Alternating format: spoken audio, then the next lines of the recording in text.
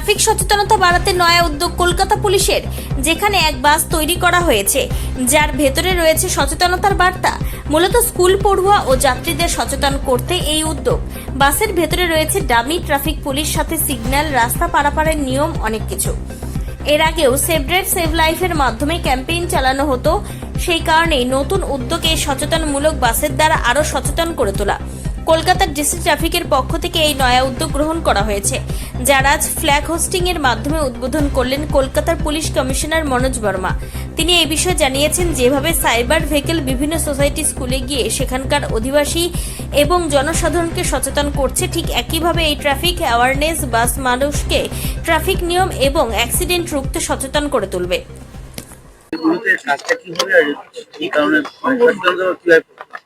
এটা আপনারা সবাই জানেন, 2016 সালে মাননীয় মুখ্যমন্ত্রী একটা প্রোগ্রাম শুরু করেছিলেন, সেভ ড্রাইভ সেভ লাইফ। তারপরে আমাদের অ্যাক্সিডেন্টে স্পেশাল এফার্টস করা হয়েছে অ্যান্ড অনেকটাই অ্যাক্সিডেন্ট কমেছে। এই বছর আমরা আশা করছি, এখনো পর্যন্ত যা ট্রেন্ড দেখা যাচ্ছে, অ্যাটলিস্ট 10 to 15% আমাদের অ্যাক্সিডেন্ট কমবে।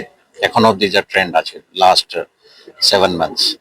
তো একটা আজকে DC traffic and our team একটা স্পেশাল এফার্টস নিয়েছে। আমাদের আপনারা দেখেছেন, আমাদের একটা মোবাইল বাস আছে, যেখানে আমরা সাইবার ক্রাইম নিয়ে অনেক অ্যাওয়ারনেস আমরা করি।